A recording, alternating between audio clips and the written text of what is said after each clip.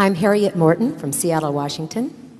I'm wondering, when you are considering an acquisition, how you look at the usefulness of the product.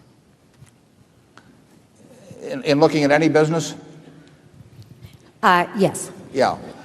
Well, obviously, we look at what the market says is the utility, and the market has voted very heavily for Dexter shoe, just to be an example. I don't know how many pairs of shoes they were turning out back in 1958 or thereabouts, but year after year, people have essentially voted for the utility of that product. There are 750 million or so 8-ounce servings of one product or another from the Coca-Cola company consumed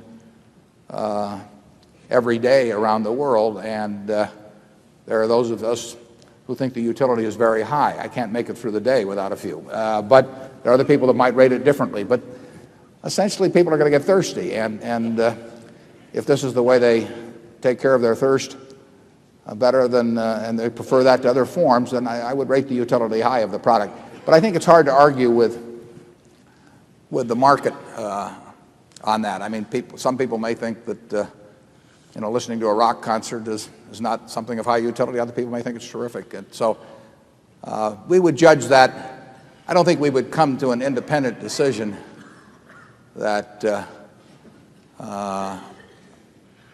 there was some great utility residing in some product that had been available to the public for a long time, but the public had not endorsed in any way.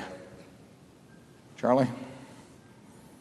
Well, I think that's right, but I'd say averaged out, we're in a bunch of high utility products. I mean, nurses' shoes, work shoes, casual shoes. We don't have a lot of Italian pumps. Don't rule it out, Charlie. We may be here next year defending it.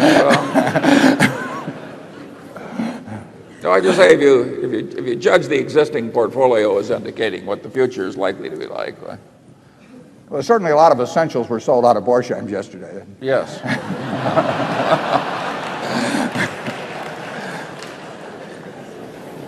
I hear my family clapping. Zone 6.